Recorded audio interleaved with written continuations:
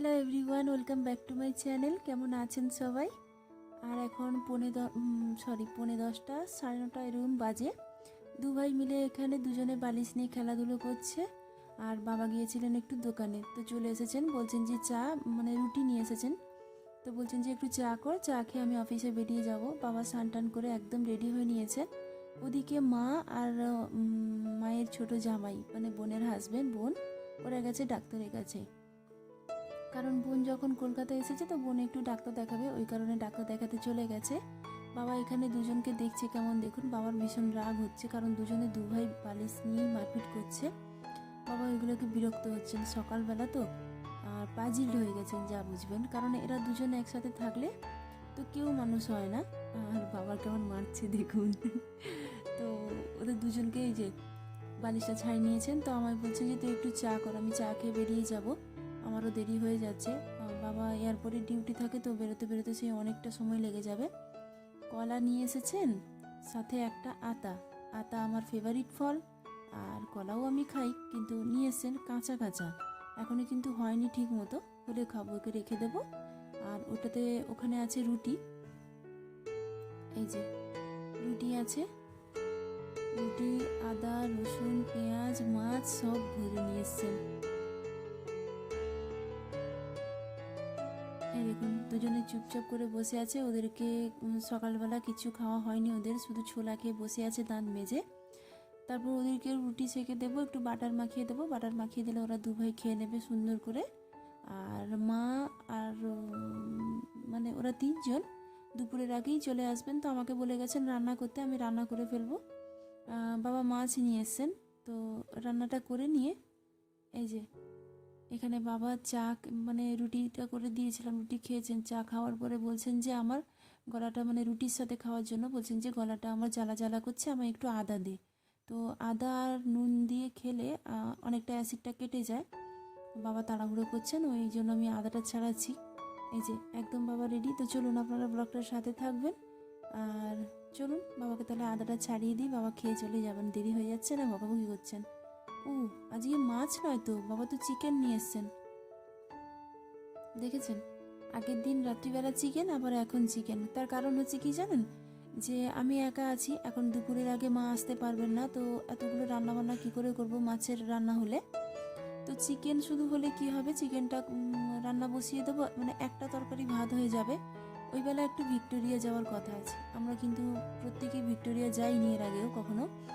তো ওই বেলা একটু ভিক্টোরিয়া যাওয়ার কথা আছে, ওরা ডাক্তার দেখিয়ে এলে তারপর ভিক্টোরিয়া বেরোবো ভাবছি। আর আমি তাড়াতাড়ি করে রান্নাটা চাপিয়ে দেবো, এলে যাতে তাড়াতাড়ি খেয়ে দিয়ে বেরিয়ে যেতে পারি, কারণ এখন তো বেলা খুবই ছোট, সন্ধে হয়ে আসবে, বাচ্চাগুলোকে নিয়ে যাব ঠান্ডার মধ্যে। চলুন বাবাকে দিয়ে দিই। আর এই দেখুন কি যে কি খুঁজে যায়, কখন কি সব ফুঁকা টুকা কি সব বলে দুজনে, আমি কিছু বুঝতেই পারি না। দুজন এক জায়গায় খালি থাকলে হয়, এর ওটা দরকার তো ওর ওটা দরকার। যাই হোক, এই দুজন যা করছে করুক, বাবাকে দিয়ে দিয়েছি। চলুন আপনার ব্লগটার সাথে থাকবেন।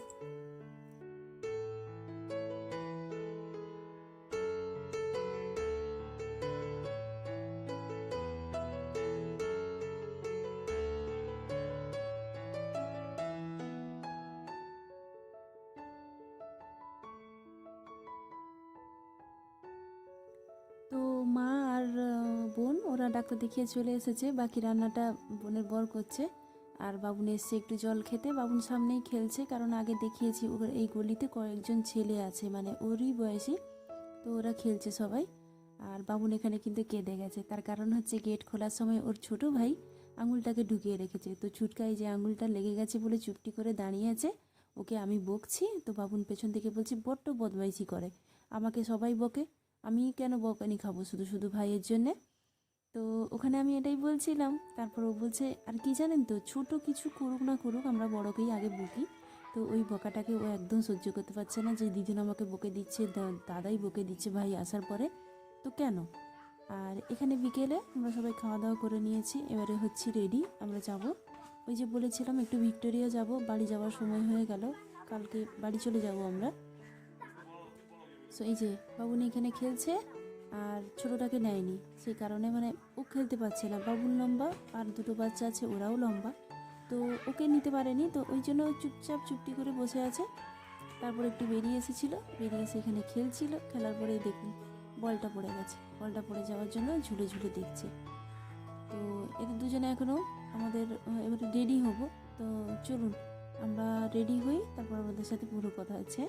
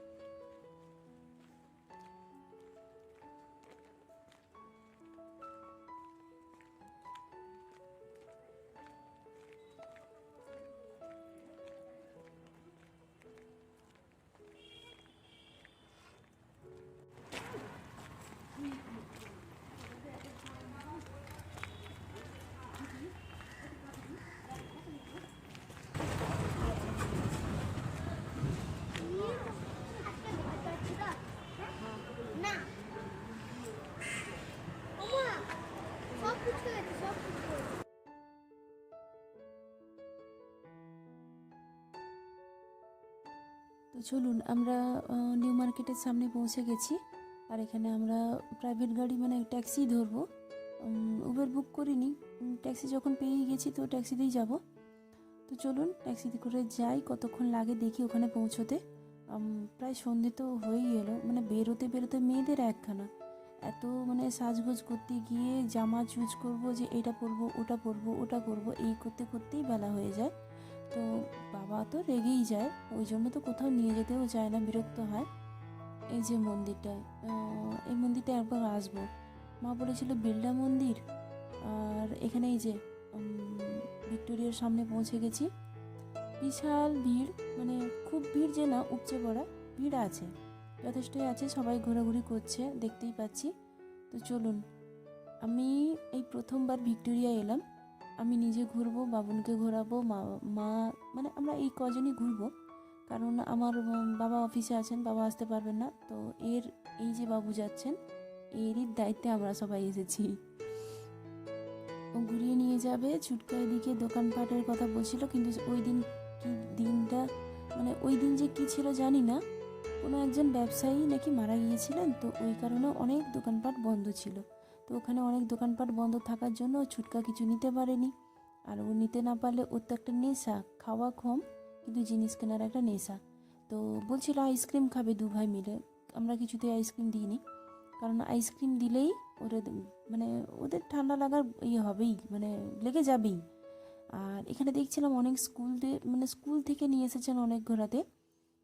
ছোটোবেলায় যখন কলকাতায় স্কুলে পড়তাম তখন কিন্তু আমাদের একবার নিকো পার্কে নিয়ে গেছিলো বাসে করে। তো ওই স্কুলের যে পড়ুয়া যে মেয়েগুলো এসছে, তো দেখছি যে ওরা এখন সেলফি তুলছে। তখনকার দিনে তো আমাদের মোবাইলই ছিল না। আর ওদের দেখে কিন্তু আমার নিজের কথা মনে পড়ে যাচ্ছে যে আমরাও স্কুল থেকে একদিন ঘুরতে নিয়ে গেছিলো ওই নিকো পার্কে। তো ওটাই দেখছিলাম, অনেকে যে এখন তো সব সেলফি তুলছে একদম গ্রুপ, এই যে বাচ্চাদের স্কুলগুলো মানে মেয়েদের গার্লস স্কুলেরই এসছে, দেখতেই পাচ্ছেন। তো চলুন ভেতরে যাই, ভেতরে গিয়ে ঘুরে দেখি, কোনো দিন তো দেখিনি, এই প্রথমবার আসা, ঘুরে দেখি, আপনারাও সাথে সাথে একটু ঘুরে নিন।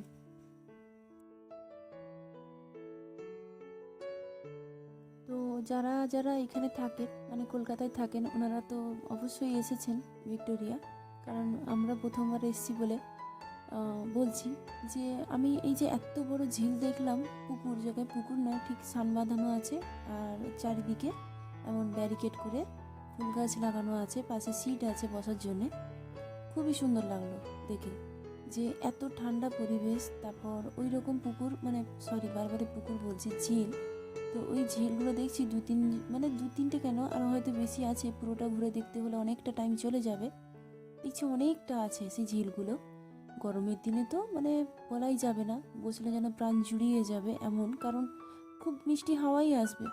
আর জায়গাটাও খুব ভালো, গাছপালাও আছে, খুব শান্ত এলাকা, খুবই ভালো জায়গা। তো চলুন, ডালিয়া চারা লাগিয়েছে, এখনও ডালিয়া ফুল ফোটেনি। আর খুবই সাজানো, সব কিছুই সাজানো, দেখছি সাজানো গোছানো জিনিস কার না ভালো লাগে দেখতে। তো চলুন আগে আগে দেখি কি আছে।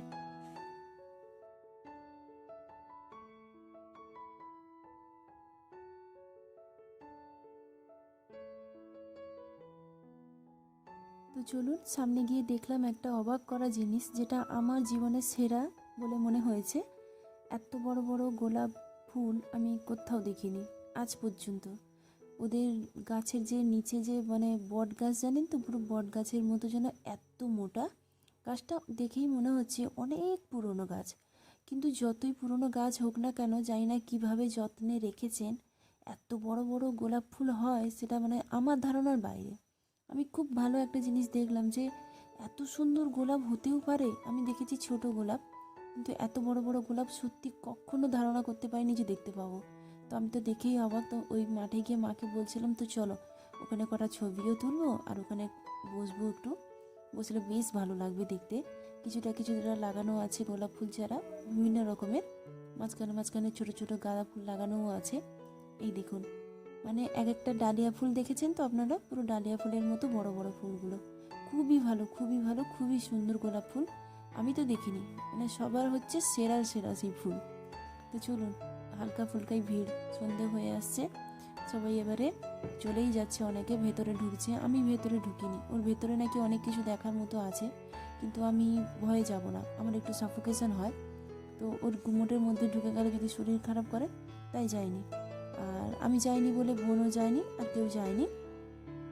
বাবুন আর ছুটকাকে নিয়ে ওর মেসো ওই পারে ঘোরাঘুরি করছে। তো আমরা ওই মাঠে একটু বসে পড়েছি, সবাই অনেকেই বসছেন, বসে গল্প আড্ডা মারছেন আর ভালো মন্দ খাচ্ছেনও। আমরা কিছু নিয়ে আসতে পারিনি, এদের দুজনের হিসি পেয়েছে। তো বাথরুম খুঁজে খুঁজে ওর মেসো গিয়ে নিয়ে এসেছে। তো আসার সময় অল্প অল্প করে জল খাচ্ছিল দুজনে। ঠিক আছে।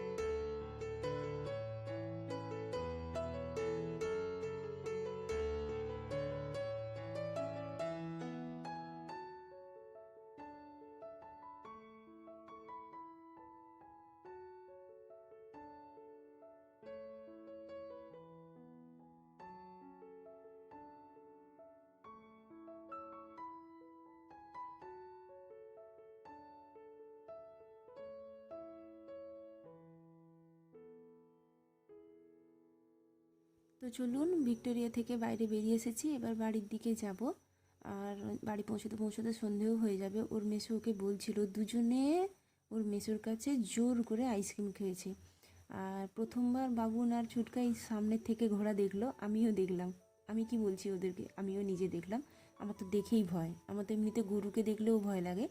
যাই হোক, ওদের সামনে যেতে পারি না। আর বোন বললো একটু চল চা খাই। তো এখানে একটু চা খাবো। আর বাবুন এখানে দেখতে পেয়েছে আইবল, জানি না কেমন খেতে। তো ছুটকা খেয়েছিল, ও বলছিল এনে দিতে। আমি দুজনকে এনে দিয়েছি। এনে দেওয়ার পরে বাবুনের স্কুলের বইতে, জিকে বইতে, তো পাওভাজি যেখানকার মানে কোন কোন শহরের বিখ্যাত যে খাবার, আমাদের যেমন কলকাতার রসগোল্লা আর মুম্বাইতে পাওভাজি, তো ওই পাওভাজি ওখানে বিক্রি হচ্ছিল। দু ভাইকে দুটো এনে দিয়েছি। ওখানেই দাঁড়িয়ে আছি, যে মানে ওখানেই বসে আছি আমি, নাহলে দুজনে এক থালায় খাচ্ছে, মারপিট লেগে যাবে। দুজনে এখানে খেয়ে নিক ভালোভাবে। আরও বলছিল ফুচকা খাবে, আজকে আর ওদেরকে ফুচকা খাওয়াবো না।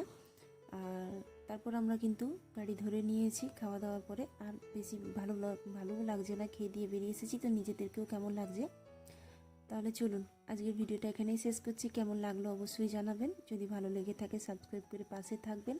আপনারা খুব ভালো থাকবেন, নিজের খেয়াল নিজেকেই রাখতে হবে, তো নিজের খেয়ালটা নিজেরাই রাখবেন।